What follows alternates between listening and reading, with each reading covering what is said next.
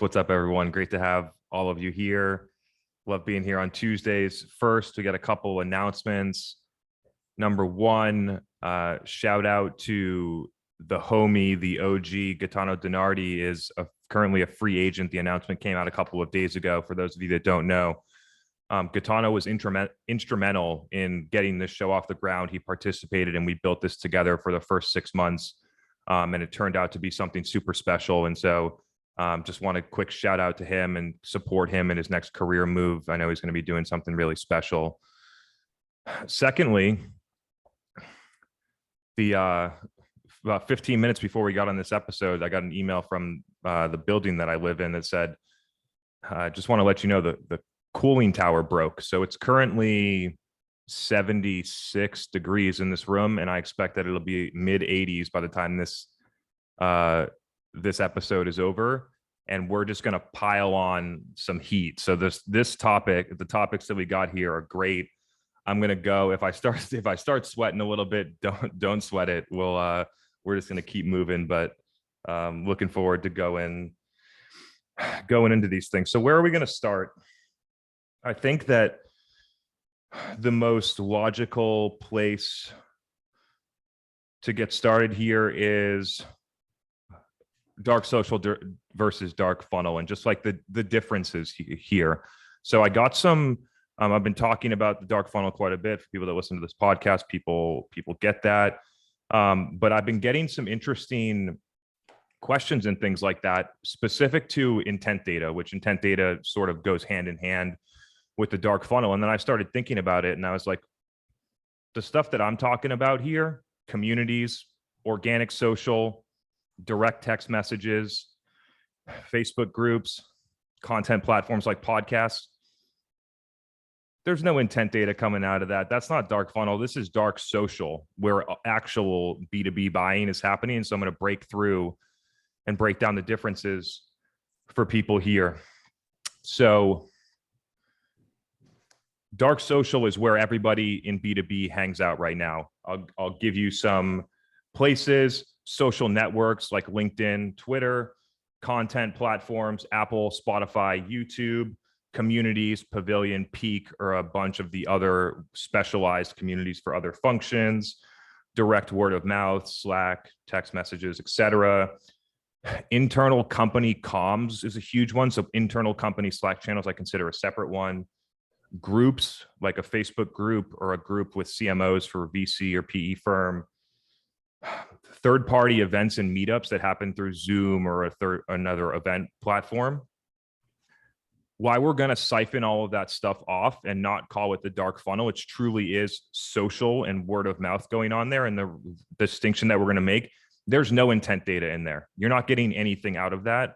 There's no intent data. There's no signals. There's no attribution. It's truly dark social, where B2B buying actually happens. In all of those places, B2B buyers, if anyone knows, because all of you are either potential influencers or decision makers of purchasing some level of B2B software, and the places that I just mentioned are definitely places where you spend a lot of time. And the things that you do there, if we break it into the tasks that get completed there, you're networking, you're collaborating with people, you're deciding what your business priorities are going to be. You're discovering new products. You're discovering new opportunities or problems that you didn't see coming. You're evaluating and surveying what other people are doing in your function for specific things, like what tool they're using here, how they're solving this problem, how they're doing lead routing, a bunch of other things. And you're just generally consuming information and learning. There's a lot of stuff going on there. And my belief is that that is where B2B buying happens. And then once you're in there and you've just consumed a bunch of content, you've decided what your business priorities are, you've had internal Slack conversations about it, you've had meetings about it, you've allocated budget, you've got everyone on board, then what do? Then you go to Google, you go to review sites, you go to company websites, and you enter the dark funnel where you start to create intent data about what you're doing. And then you got 5 companies that are sitting back, waiting for that intent data, waiting for the surge to go and cold call people, and that buyer is already decided. They know what product they're going to buy, they know what their preferred vendor is, and they're ready to buy it. And you are, if you're waiting on intent data, you are way too late, simply put. And so it's different here. What people are talking about with intent data is that they're sitting back waiting for signals from certain places that indicate buying behavior. And what I'm talking about in dark social is actually, as a marketer, being in the places, sharing content, engaging, commenting, helping drive people's business priorities, helping educate them, creating the signals that every other vendor is trying to read in intent data. And that's how, if you split it off, that's really the difference. That's why our business is growing dramatically faster, doing a bunch of stuff, is because we spend time in dark social, not just waiting for intent data signals. I'll pause. Maybe there's a couple clarifying questions here. So while we drum up some questions from the group, I have a question for you. I think that there is still an intersection between dark social and dark funnel. So Totally. The distinction you made is clear. How do you see them? Where do you see the intersection? How does that work? How should marketers be thinking about leveraging that intersection effectively?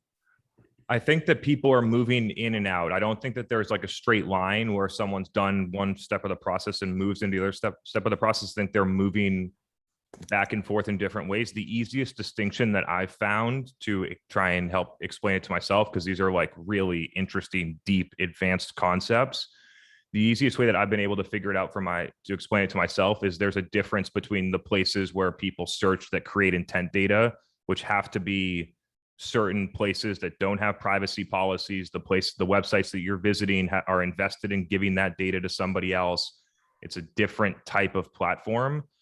And so if you think that it can create intent data, which is only review, like I said, review sites, blogs and news sites, or search criteria is where you're getting intent data from, versus all of the places that I mentioned: LinkedIn, Facebook, Instagram, YouTube, podcast, Reddit, direct word of mouth, Slack channels, DMs, Zooms, me giving you a phone call. There's so many places that there's no intent data. There's absolutely no tracking.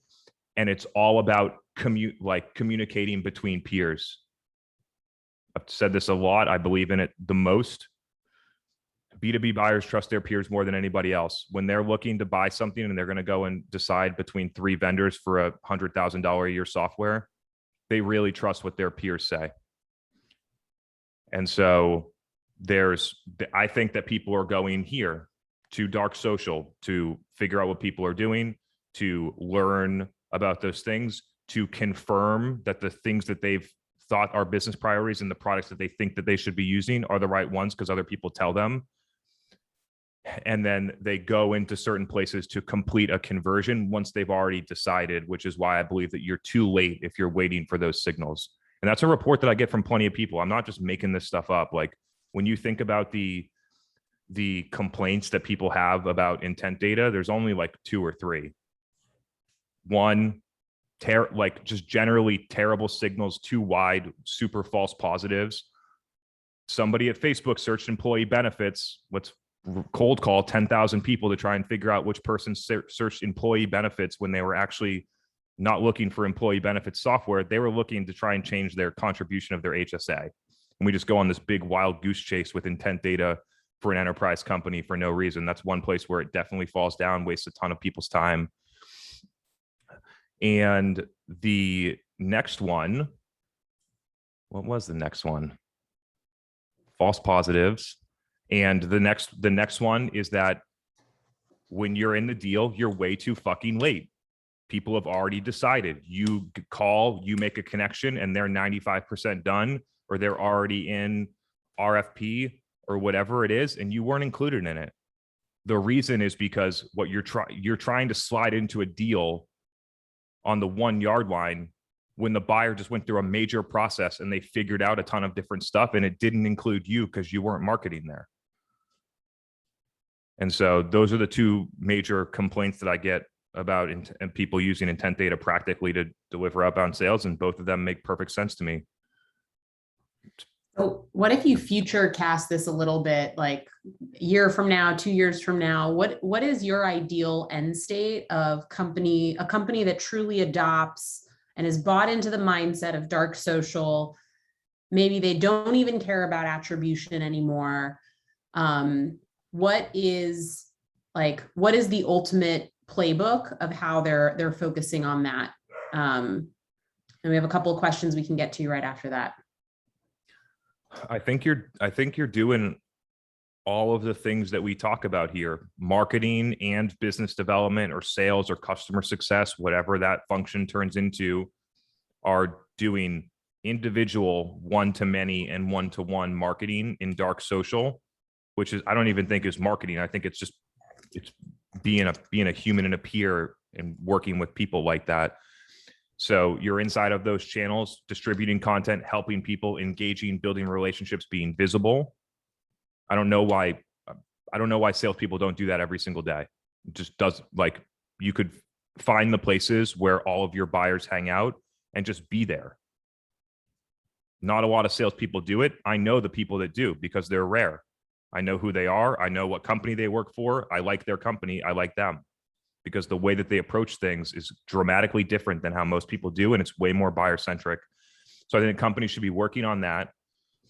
I think that you're gonna have some type of high intent inbound motion, and you're gonna have some type of intent data driven outbound motion. I think that if you went through all of these steps, the reliance on intent data driven outbound could go down. I think that you could fix a lot of the problems with false positives by making the net smaller, or choosing your sources differently, so you're not going on wild goose chases all the time. And that's business development and marketing in the future, is where I can see it, until companies that sell 100K software are all in product-led motions, which will be a while. Yeah, I agree. Wayne has a great question that is kind of a continuation of this. So Wayne, I'm going to bring you on live. Welcome to Demand Gen Live. Go ahead and ask your question. Hey guys, hey Chris. Hey Wayne. This is an awesome topic. I think you've answered the second part of my question, but I'll give you both barrels, and then you can decide if you've answered it or not. How are you determining how to prioritize the dark social channels? And the second part to the question is, which is the one I think you just answered, is, and who owns that work? Is it marketing? Is it sales? Is it customer success? Cool. This is great. And I don't really think I answered who owns it, so I'll cover that one too. So how do you prioritize what channels to focus on? It's partially experience. It's partially going in there and using them and getting the signals, right? So it's qualitative information along with pattern recognition. And so I'll try and explain this in a clear-cut way. So there are certain times when certain social platforms or content platforms are in a prime. And when they're in a prime, those want to be your top priority ones. 2008 could be earlier for some people. We're talking B2B now. 2008 to 2013 SEO, Facebook ads. 2014 to 16. You might even squeeze email automation in there somewhere. Then you get into Facebook and Instagram ads. Then you get into some level of a podcast in 2016, 2018. Right now, from 2019 to 2023, most likely, the answer was LinkedIn. People will look back on this time of LinkedIn from 2019 to 2023 and realize that if they actually looked at the opportunity and they actually took it seriously, they could have grown their business by more than 300% in 2 years. It's super obvious. Nobody did it. But LinkedIn was and currently is a big place. At some point, TikTok might be in there. And so the point of me saying that is there are times at the maturity of a social platform where if your buyers are there, you should definitely prioritize it. And the platforms and things that I'm talking about have major scale. So like almost always your buyers are there. So because there's major organic reach, you capitalize way more, which is why LinkedIn is a good option right now. So social platforms only, that's a good option. Then when you start getting into communities, groups, other things like that, you need to actually go in there. I recommended on a keynote that I did recently is like, once you have hit your goals and you have sound marketing fundamentals and you understand customers and you know how to segment, the next thing that you should do is you should survey buyers and understand where they get information and where they hang out and how they want to buy. And then you're going to find those things, and then you figure out how to be a part of those communities so that you can learn, so that you can see what's going on, so you can see how people interact, and you can start to assess where the opportunities really lie. And so you're going to have hopefully probably two or three total content distribution channels. For us, example, LinkedIn, podcast, YouTube, content distribution channels. And then you probably have a handful of communities and things like that. I'll give you an example for us: Dave Gerhardt's Facebook group, Revenue Collective, Peak. I could probably pick a couple other groups, but you get the sense of what I'm saying. And so you have places where you put content, where you engage, and where you just generally network. And then you have places where it's more community driven and you're going to act more like a peer, not pushing content there. So that's how you prioritize. It's not a super clean kind of answer, but that's a good way to look at it. No, that's great. That's neatly cut out. Thank you. And then when you think about who owns this, I think this is open to whoever wants to use it. I think that product could get a lot of value out of being in here, right? This isn't only driving net new business. This is being deeply, deeply close to your customers all the time. That's why we're doing this, right? And so the main reason that it's good to have this opened up, and I had this opened up for respiratory therapists in 2017. And ever since I saw that, every time I go in as a marketer, this is one of the first things that I'm doing. How do I get a constant stream so that my customers are telling me insights that nobody else sees every single day? And I'm going to go and figure out how to get that. And so who could own it? Obviously, I don't. So let's slow down. I don't think that anybody necessarily really owns it. It's who can contribute. Marketing definitely should be there across the entire customer life cycle.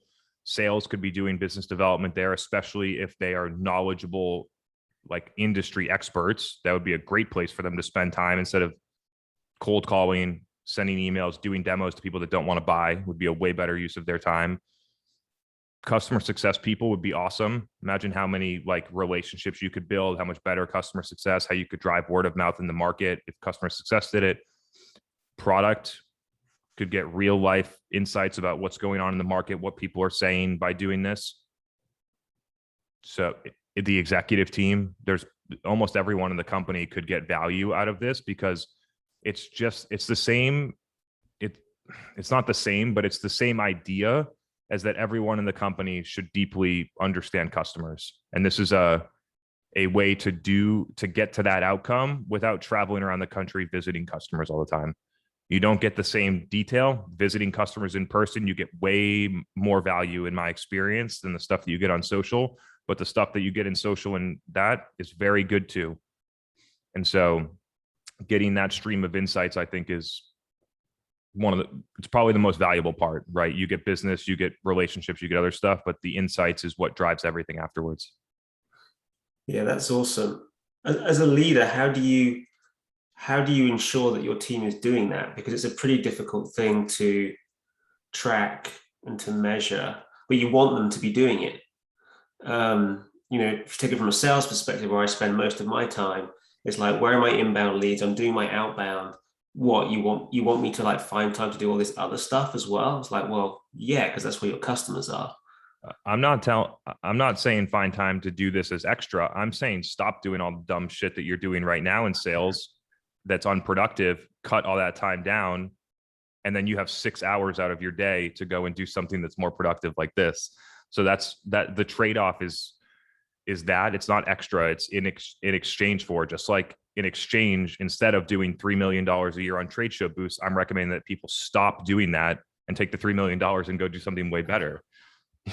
So, but in both exchanges, companies really struggle with just saying this isn't working anymore, because it has to be working so bad for them to do that, as opposed to saying, let's cut it. There's way better opportunities and let's move on those instead. What was your original question again? It was it was just around the prioritize. What, my original question? The follow-up. It was how do you get people to measure? How do you measure? Yeah, how do you measure the on track? effectiveness of that? Yeah.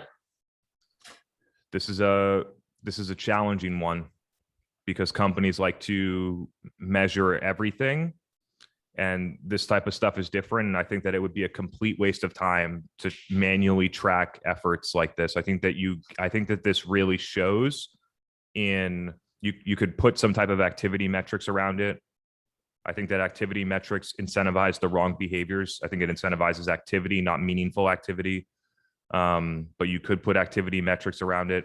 You could find other surrogate ways, but it's just like the MQL on the marketing side, right? Yeah. So on the marketing side, companies love to generate 30,000 MQLs a year because they can measure where they came from, but they never check whether those 30,000 MQLs ever turn into customers. Same thing goes for sales. They want their sales team to make 100 phone calls, but they never scrutinize whether those 100 phone calls are actually driving the right outcomes, because they get meetings, but most of those meetings move immediately to close lost, and then they just don't check it. And so in pursuit of tracking early stage metrics, companies make the wrong decision for the system, is what I've found. But I'll think more about how we could practically put that into practice. I'll give you an example of how we do it here. I think that's probably awesome. Probably the best solution. We believe in this 100%. I have no need to track it. I create and model the behaviors that I think people in our company should use. We don't ask anyone to do. We don't require anyone to do this. I would say we probably have 50-60% employee participation in posting on LinkedIn, because we attract people that want to do that, because that's how we market. And we model the behavior as leaders to show people the way, to show why it's successful, to give people the confidence and the freedom to try things like that. And then what we track how much our revenue is growing. We track how much our pipeline grows. We track how much faster we are able to attract and hire talent for roles, like the metrics that matter. And so in the micro, we have qualitative. I can see Tori's posts on LinkedIn. I liked it this morning. I can see Sydney's. They're doing a great job. Qualitatively, people are liking it. Even if nobody was liking it and they still wanted to do it, I would totally support them. And then we get the outcome on the end. The second piece to think about is that the people that are doing this are not salespeople. And they're not incentivized to close deals. They're not comped on closed deals, which is a really interesting thing to think about, is how sales evolves over time. If you move to a model like this and you were hitting your revenue targets, you could probably move to a salary only AE type of model at more than 200K salaries, and every AE makes more money than what they're doing right now, and they drive more revenue. They need less AEs. Everyone's more productive. It could be a generally better model. Instead, companies are like, oh, we'll pay you 60K base. We'll hope you get to 140K OTE. Most people never get there. It sucks to work there. They have too many AEs and not enough demand. And that's what companies do. That's a whole other podcast, but that's a very good one. Thank you. Yeah, that was a good little back and forth there. Thanks, Wayne. Great question. We have a few more on this topic, so I'm going to keep us rolling since this is a hot one tonight. Sarah, I'll bring you on next to ask your question. Sorry, let me just find you. Here you are. You're on Demand Gen Live. Hey, I would have gotten dressed up if I would have known I would have been on camera in You're front of crushing people. it. You look great. How's it going? Thanks. Good afternoon, good evening, everybody. So I am, I love the how. I love like studying other people and like deconstructing what winners do and deconstructing what, not winners do. And so to that end, I'd love to know of any examples of B2B brands that you think are doing this really well. And I will say, don't say Gong. We're already watching them really closely. But I'd love some examples of B2B brands you think are doing this really well, like doing the dark social thing really well, participating in a thoughtful, authentic, community-based way. I will also say I don't have the luxury of being able to market to marketers. And so this is something that I'm thinking about, like how do we market to the people that are not me as a persona? Mm-hmm. So I honestly think that we're doing the best out of anyone. You could stack us up against Gong when it comes to pure execution. Gong has raised way more money. They're a way bigger company, but I think if you look at pure execution, we're better. Mm-hmm. And so I could make up some B2B brand to tell you, but I think I'd be doing you a disservice because I don't think there's many companies out there that if you look purely at dark social that are really taking it seriously, are really executing and are really capitalizing. And that's why I'm pushing people to really consider this opportunity, because aside from like Drift 3 years ago, I think 3 years ago before Dave left Drift, Drift was the example here. And then Dave left, they just didn't do a good job with the brand while he was gone over the past 2 years. I haven't seen them at all. But that's probably the one that I could, that if you kind of like force me, that's what I would point to. And so that's where it's at. We have probably 50% employee participation on LinkedIn. We post 3 podcasts that are probably an hour or plus more per week. I post on LinkedIn 5 times a week. I spend hours in Revenue Collective community. I spend hours in Dave Gerhardt's Facebook group. I spend hours with Peak community. I speak on a ton of different third-party events and meetups. Megan does the same thing. Some of our other people are now getting to be guests on podcasts. Like, that's the execution of dark social, and it's scaling out across a lot of employees, not just focused on one. And it's really hard for a B2B brand to do it for all of the reasons that I always talk about. Short-term focus, lead focus, obsession with attribution. They just don't get it. Yeah, I think the thing that I'm stuck on now is that, for me personally to go do that for the market that I'm selling to would be inauthentic. And so the thing that I'm thinking about is, because I'm selling to finance professionals, people on the off. Yeah. And so I can't just like jump in. And so I'm somebody thinking, else. What's that? So you need somebody else. And so same situation that I did. I was doing it to emergency medicine physicians in 2017. Same thing. It's just a buyer that's not a marketer or a salesperson, and it requires a different level of expertise. And in that case, it wouldn't be me that was the host of the podcast trying to drive our narrative and talk about the clinical data to physicians that don't think that I'm credible. So we found physicians that were evangelists of our product, and then we hired them, and then they became those people. So you need to find that. If you're going after finance people, the number one is to go and look at your CFO. Most companies that have this, your CFO is too busy, which means that this isn't a priority. And then you got to decide whether you want to go and get a second CFO to do this, which, by the way, I think would be a great move for a company that's more than 25 million ARR. If you went out and you got a second CFO to purely for the content, talent, webinars, insights, things, I think that you would make that a part of your marketing team. And it would be a great investment of part of the marketing dollars to do that.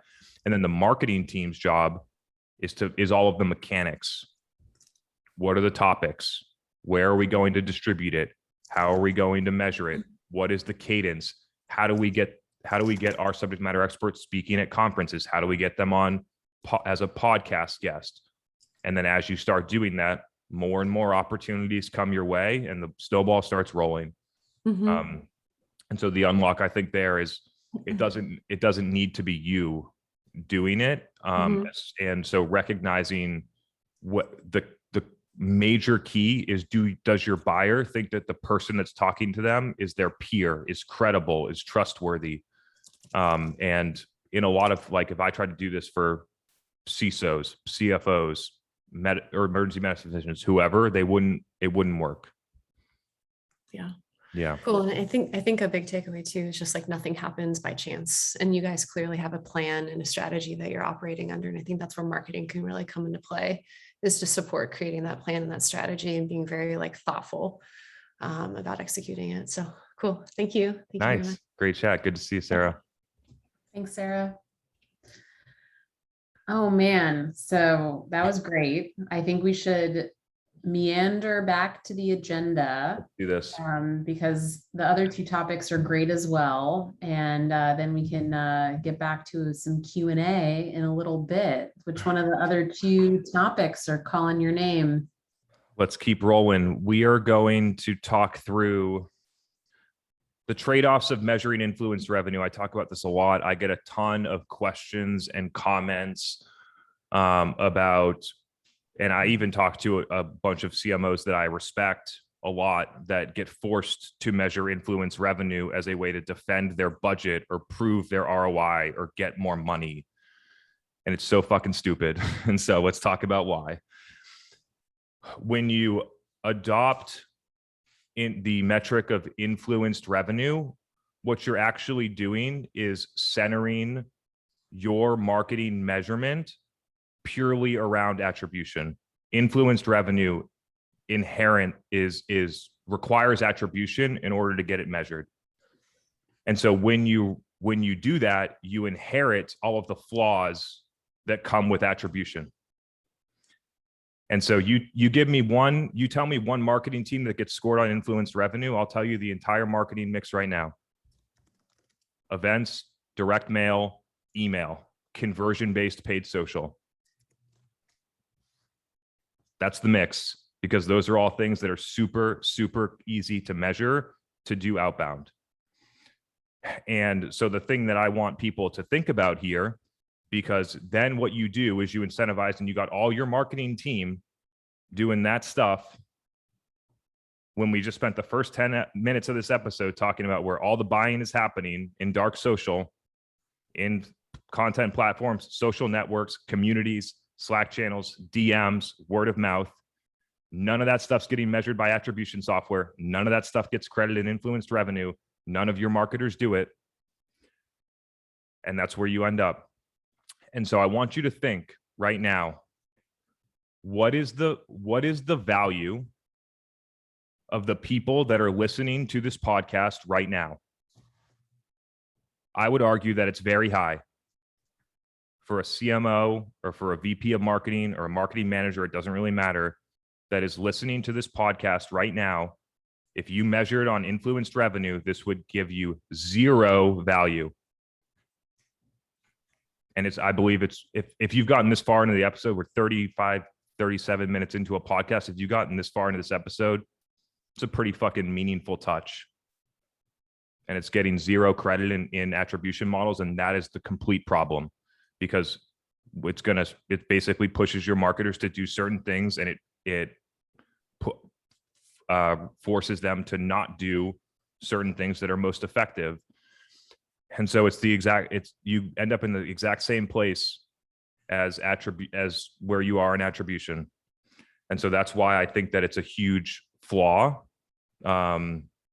It's also interesting to think about where, if you were going to use influenced revenue, where you would use it as a metric. The most logical place to use it is pipeline marketing or field marketing. The problem, again, that I lean into is, what's more valuable? An email that some marketer sends to some person that's in stage 3, or that person consuming a 6-minute video that your CEO posted on LinkedIn about why your category is the most important thing that could be for their business today. The video on LinkedIn is way more valuable, way more impactful, way more important, but your measurement tells you that the email was more important. And that's why this entire thing is so messed up. And so you can do it. Almost every company does, because they've been told by tech vendors that this is the way to do it and this is exactly what to do. And what you're actually doing is just pushing your marketers to play a game of attribution, as opposed to pushing your marketers to help customers and deliver business outcomes. And so I'll leave it at that for influence revenue. That was awesome. Got a couple of different types of questions that popped into the chat, not necessarily directly related to this. Should we take another Q&A detour? Oh, yeah. All right. Sam, I'm going to bring you on next, and then Hannah. So Sam, I'm unmuting you now. Go ahead. You're live. You can ask your question. Sweet. Thanks very much, Megan. This is kind of expanding on from Sarah's point. We're looking at building out the personal brands for some of our internal thought leaders. We've got a really good team of solution engineers looking to get them more on social platforms and build awareness. You mentioned in a previous episode, there's like an internal training for new employees at Refine Labs on getting good at being on LinkedIn and building a personal brand. Is that something you can expand upon, or is there any specific systems or processes that you found useful? Yeah, totally. Megan might be able to jump in with this as well. The thing that I'll say first is that my belief here is the way to maximize the odds of this being successful is that at least one, ideally several executives are modeling the behavior that you're telling other people to do. If you don't have that, the chances of this catching in my experience, go way down. And so you need to have somebody that's already doing it, that's grained in their strategy, that's driving success, where people see that it's working and they want to be a part of it. That's why a lot of people do it here, is because Megan, me, other people on the team have been able to prove and show the value of it, why there's a good business value, why there's great personal value, why there's great long-term personal brand and upside value for each person that does it. And so that's a caveat. When you get into the actual like tactical execution, Megan might actually be better than this, because I would just be giving you a mini LinkedIn course about what's in my head. But I would imagine that what we talk about is like post formats, times to post, how to optimize your profile so that when people land on your profile, you have a good picture, they know what you do, you have a great headline, you have a good summary, people see those things. What else we do, Megan? Yeah, I can jump in and break this down. And actually, I recently worked with one of our customers to give a presentation to a group of their team to try and synthesize and break down the why and the key things to think about to dominate the platform. And so Chris is spot on that before you get into the mechanics of LinkedIn and how to be successful on the platform, you have to really speak to people on why it's important. And so what I did recently for this particular customer was I kind of broke down the Refine Labs story and talked about how through organic LinkedIn posting and our podcast, we've essentially grown multi-million-dollar business through brand and content marketing through those channels, and that there's a clear connection between that activity and our business results. I then broke down my personal story for this client of I started my LinkedIn journey in early 2019. That's how Chris and I actually got connected, was just finding each other's content on LinkedIn. I got, laid off after a WeWork acquisition from a COO position and just posted on LinkedIn one day that I wasn't at the company anymore and I was on the market. I never updated my resume. Over 2 weeks, I had lunches with 10 CEOs and founders. I got 3 job offers and took a job all within 30 days. And I 100% credit that to the work that I did on LinkedIn leading up until that time period. The funny thing is that particular company was negatively impacted by the pandemic. I decided to peace out. Me and Chris reconnect, and look what happens and where I am now.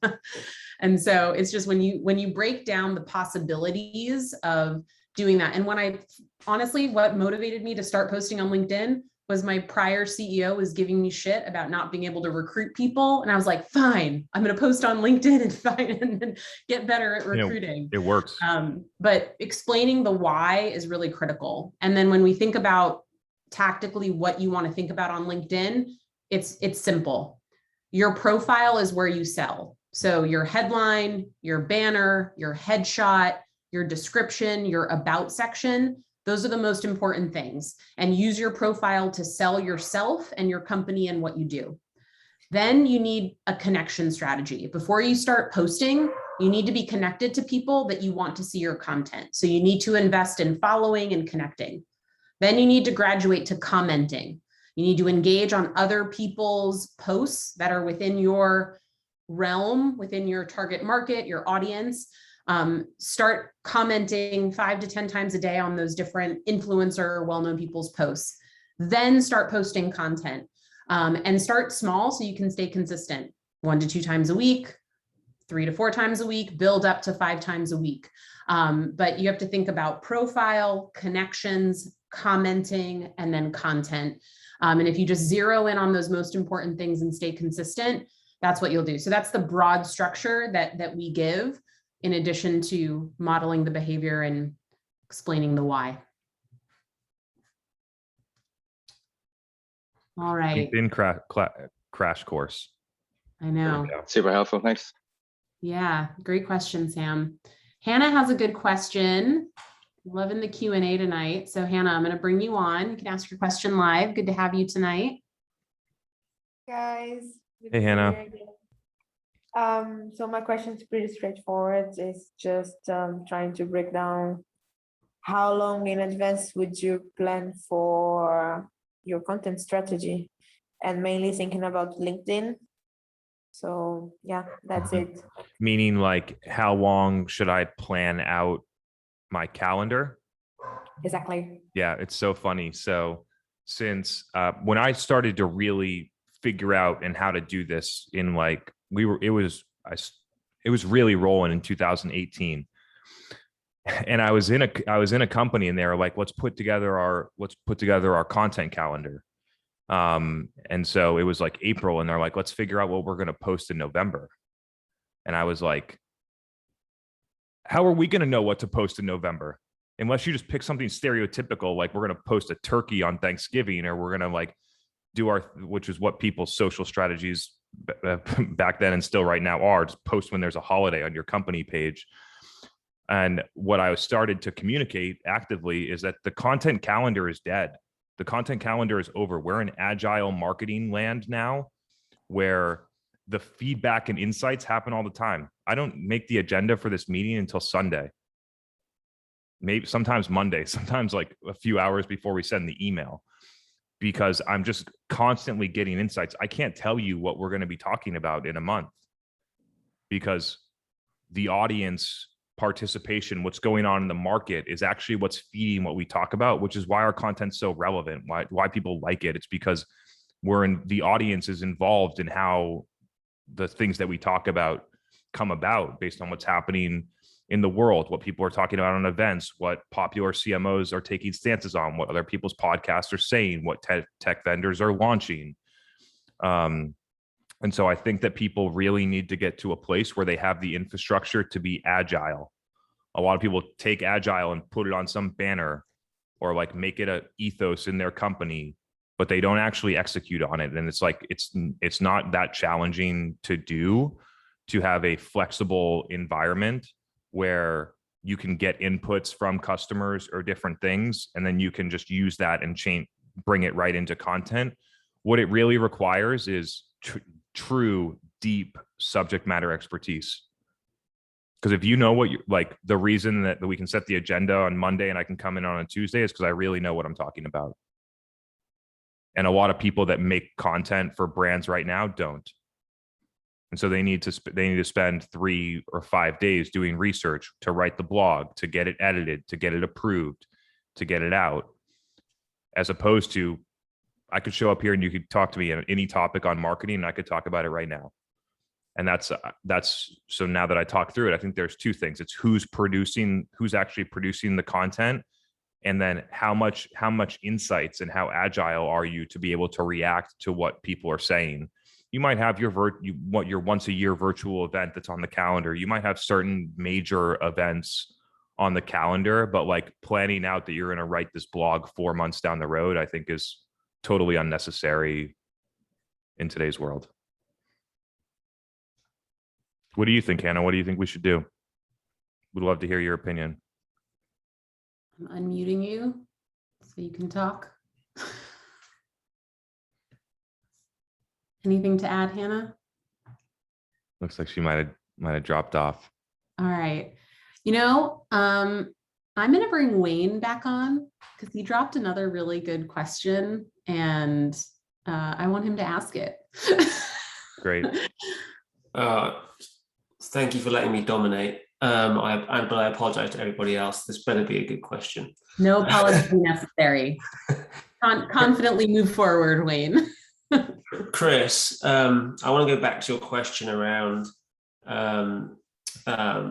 marketing and attribution to revenue. Mm-hmm. So are you suggesting that we stop measuring the value of marketing to some extent and take a leap of faith and invest in dark social? For example, use all those tips that Megan put out there and then just watch the revenue come in and be like, oh, cool, it just happened. And basically just get comfortable with with the attribution delta.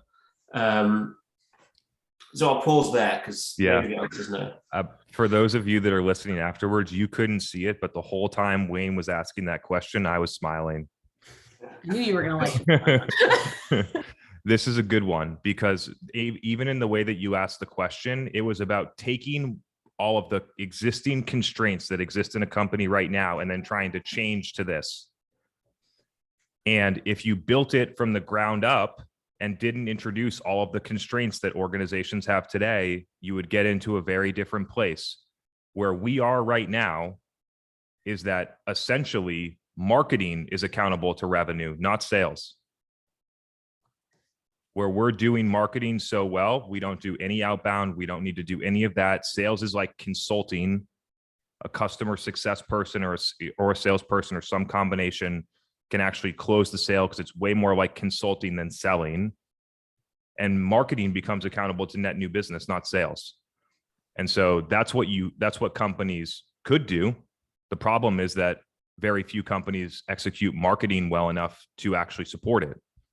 And so that's the way. Like if you're building your company and you're starting it today and you want to plan your org chart for 2 years down the road, you should plan on doing that. Yeah, got it. And how are you going about predicting revenue? So at the moment, we set our targets based on historical growth rates and what we think is realistic because we don't have investors, so we don't need to do those things. And then we go out and we beat targets by more than 100%. Yeah, so got it. It's a way better place to be as a company when you set a realistic target and then crush it versus set a target that's driven through your investor's financial model and then miss it. And your whole team feels like they're losing, even though you grew 50% last quarter. It's a killer. It's a morale killer. I fucking hate this because I've been an employee at these companies where it's like, our company just grew 68% last year. And it feels like everyone's losing, that most of our sales reps didn't hit quota, that our company, people didn't get their bonus. And it's just like, that's not the environment that I want to create for my employees. So we set our targets based on what we think is realistic, pairing historical data versus current performance versus just overall ambition. And then we go out and exceed targets. So when a venture-backed CEO goes into the board meeting where their business is using the historical methods that don't work, that are flawed, where marketing's hitting 150% of their goal and sales is at 50% of their goal, and it's like, well, clearly sales is shit, let's go fire everyone. And so what's your This is a very selfish question because I Yeah. advise these CEOs all the time from a revenue perspective, and the discussion is always like, you're doing this so wrong on so many levels. I'm here to help you figure this shit out and have strength in front of your investors to take that leap of faith and do things differently. But I'm coming at it from a revenue perspective, which is purely sales.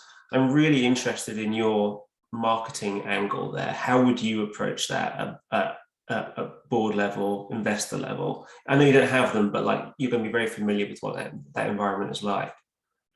Yeah, I mean, we work with 40 companies, most of which are venture funded and need to go through this process. A lot of companies come to us with their targets. We check that against our benchmarks, against projected customer acquisition costs, against projected cost per SQO, against time to ramp, right? Most companies throw in, oh, we're going to increase budget in month one. We're going to get that result on revenue in the same month, even though we have a 6-month sales cycle. It makes no sense. We check across all of those different things because people miss on all of those projections, specifically on the ramp. They always think that marketing is going to ramp faster than it does, and it just ruins projections, and it makes marketers feel like they're playing from behind, and it creates all of the wrong behaviors. And so we help them try and set foundation targets based on reality, based on channels that are easily controllable, media spend, conversion rate optimization, things like that. And then where you get all of the upside, where you get all of the extra, is all of the channels that we're talking about: building a podcast, doing TikTok, running, hosting events once a week, posting on social with all of your employees. All of that stuff takes you from 100% to plan to 150. And companies do it the other way. They set the plan at 200% and they come up 50% short. Yeah. So it's like there are certain channels, we run them all: Google ads, Facebook ads, LinkedIn ads, Instagram ads, YouTube, that are very predictable. And when we run them, it's predictable against sales qualified pipeline and revenue. When other people run them, it's predictable against shitty leads that don't want to buy because of the way that they approach it. And so if you get to a place where you can run media and drive those outcomes, and you have confidence that you can hit plan just by putting more money in and controlling the system, then your marketers can go out and play offense. Yeah. The problem is that nobody's at their target because they're doing the wrong things with their current budget. So they have to spend all their time and money trying to hit a target as opposed to play offense. Got it.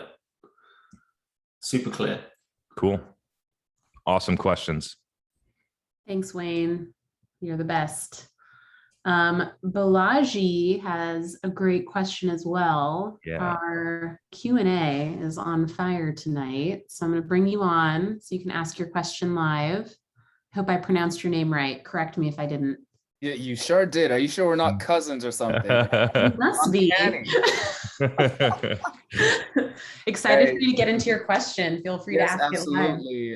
Yeah, Chris, Megan, I'm a long-time listener, first time attending live. So this is nice. a great pleasure. Great to have you here. Yeah, thank you, Chris. And my question is going to be based on the dark social term. I love how you've coined that phrase, Chris.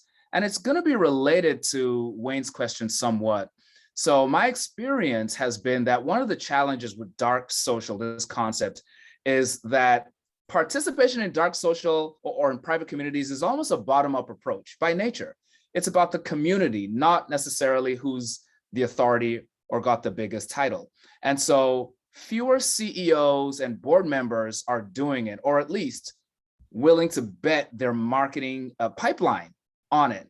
The folks that believe in it, the folks that are already sold, they bought into the religion, they're in the trenches. They're middle management, they're digital natives, and they live in these online communities, so they get it. But for these marketers to implement these approaches that buck the attribution software, it can be difficult to earn the space in their organization to actually implement this community building, this community participation. How do marketers balance this tension? So what marketers need to do, and this It's exactly what I would do if I worked at any of these companies. Is you need to do a couple of things that you can easily control to get to 100% to plan. It's super obvious. I've gone through them. Google ads, LinkedIn ads, conversion rate optimization on the website, lead handoff optimization with your sales team. Boom, you're at 100% to plan. Once you're at 100% to plan, nobody's questioning what marketers are doing in their spare time. And then you go out and you start playing in communities. You start getting a podcast going. You start getting an event going. And because you're hitting your plan for 6 months in a row, you get 6 months to prove that out, where you have screenshots of people saying, damn, your podcast is really good. I'm going to come and ask to buy this stuff. You can get insights where you call people that are closed won and you can figure out where they came from. And they're going to tell you, I saw you in this community. I heard about you from this podcast. Somebody in this Facebook group told me about you. You start to build up your proof, which is qualitative over that time. You start showing the qualitative information. You got all the buy-in you need. That's what I would do. But what people try and do is they try and use the community as a way to get to their goal, as opposed to hitting the goal and the community being upside. I haven't been able to explain that very clearly. Like, that's the path. You need to use predictable channels. Not predictable is not the right word.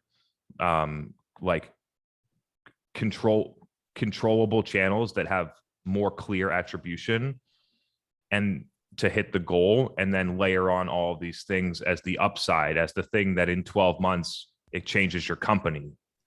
And that's the way that I think about some of these more longer term investments. It truly is a balance of short term and long term. The problem is that when you're not hitting your short term goals, you can't do any long term stuff, and it can really put a company in a bad spot.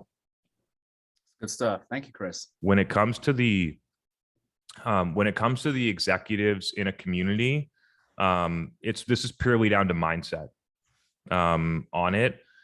And I feel like the way that I use communities is not to generate pipeline. I'm not in and I feel like a lot of people go into this with that type of mindset. I'm in there to see what questions people are asking, who's participating, what they're talking about, how I can help a couple people. People post all the time. It's like, hey, looking for a demand gen firm. Anyone out there? I don't even comment on them. Right? Like, it's pure sales when people do that. And it's just like it's just not my approach in communities. I'll let other people fight on that, and I'll let our happy customers comment on that and say, hey, Refine Labs is really good. But that's why I'm in there for the insights. I'm in there to keep a pulse on the market. And if you're an executive and you don't value that, then maybe you shouldn't be an executive. Like, that's one of the most important things that's in a business, is understanding customers and taking really great care of your team. The thing I would add to Balaji is, especially you use the phrase digital natives, which I think is an important distinction. Like, it's really important, I think, for people earlier in their career, or, maybe 5 years in, to really understand that whatever company they're working for today, that's not where they're going to be for probably that long, right? And so, of course, you're at a company, you have a job, you need to work hard, hit your goals, do your job. But I think people that are really savvy and smart understand that participating in these types of activities that might have some immediate benefit to the particular company that they're at actually has a bigger benefit to their personal reputation and their ability to build the skill set and the muscle to engage effectively and appropriately, right? And so it's really understanding the distinction between, I work at a company and have a role and have a job to do, but I have a long career in front of me, and I have a personal reputation that I can cement and build, along with using this as an opportunity to skill build. So I think it's also, there's an opportunity for those individuals, like, you might not change your CEO's mind, and maybe that's fine, but you have an opportunity to still engage the right way. And then if you find yourself, you're at a company where leadership isn't embracing that, they don't really get it, then you now have an important signal where, before you make your next move, you want to evaluate whether your next environment is going to be different, right? And whether they are going to embrace that, and if they are aligned with how you see the world. I was in a lot of situations where I realized I didn't do the appropriate vetting of the company before I got in there, and realized like, oh, this isn't that great or what I expected, right? And I learned my lesson the hard way. So on to the next environment, like I'm vetting that. Oh, you don't think this way? Then this isn't the right place for me, right? And so I think that you have to recognize what you can control and what you cannot control. And you have to realize that in anything that you do, there can be benefit for the company you're at that particular time, but the longer term play is what you're doing for your own reputation, your own career. Mm-hmm. I thought that was awesome, especially looking at it in a long-term view from your own skills and how those compound and play out over a 3 or a 5 year period of time, as long as you can see the general direction of where you're going, right? 5 years ago, I didn't know that I was going to be on the Zoom talking to all of you running this company. It really wasn't part of the plan. But I was focused on figuring out how to run Facebook ads, figuring out the inner workings of a podcast when the company didn't believe in it, because it was very obvious if you looked out in the world, like this is how B2B buyers are going to buy. And then there was at one point, the company offered me a sales job. Can you imagine that in 2018? If I had if this trajectory going, and then I was like, oh, sales job, I can make 50% more money next month. Like, let's go do sales. That would have been a tragic disappointment, but it was because I saw where the world was going. It was like in 3 years, like marketing's how you grow a business. In 2018, marketing's how you grow a business. Executives just hadn't caught up to the reality of what was happening. And as we keep going, the impact of marketing on net new business will continue to, it's always been there, but it will continue to be more recognized and more valued by executives as time passes. And the value of marketers is going way up. Can't wait to see it. It's going to be a beautiful thing. It's happening right now. Absolutely. Balaji, any follow-up questions or comments? That was really great, Megan. I appreciate your insights and your contribution to that answer. As you guys were talking, Chris and Megan, it struck me, the Wayne Gretzky quote, the great Wayne Gretzky, hockey player. He said he didn't skate to where the puck is, but where it's going. And a lot of what you've shared, especially Megan, as you talked about looking at the length of your career, strikes me as there's people who are skating to where the puck is now versus where the puck is going. It's almost the more things change, the more they stay the same, because things are changing much more rapidly in this age of the World Wide Web. What we're experiencing probably isn't unusual to some decades ago, paradigm shifts in the industry. They're just happening now, maybe every 5 years. And so you mentioned agility, Chris. It seems that marketers or business people, period, who are willing to stay foolish, willing to say, yep, that worked 5 years ago, now it doesn't. They seem to be the ones who are able to catch the next wave. And I'll close with this. I'm a fan of Seth Godin, for those who are marketing folks on here. I'm a big fan of Seth Godin, and it's almost like he's been doing this for decades, but a lot of the stuff he's talked about still resonate today. So the tactics do change. It might be LinkedIn, then it might be TikTok or podcasts, but just being human, connecting to people, obsessing about your customer, that never went out of style. Amen. You were a wonderful question asker, Balaji. Come back great. Next week and bring some more good questions. The AMA has been fire tonight. I love it, love it, love it. Chris, I think we have a third agenda item that we're gonna defer the third agenda item. I want to take this with like a lot more thinking at the beginning of an episode, so we'll do it in maybe next week. Okay. But would love to. If there are a couple more questions, can we jam for a minute or two more? Yeah, let me take a look. Anyone else want to come on live while I'm scrolling through the chat?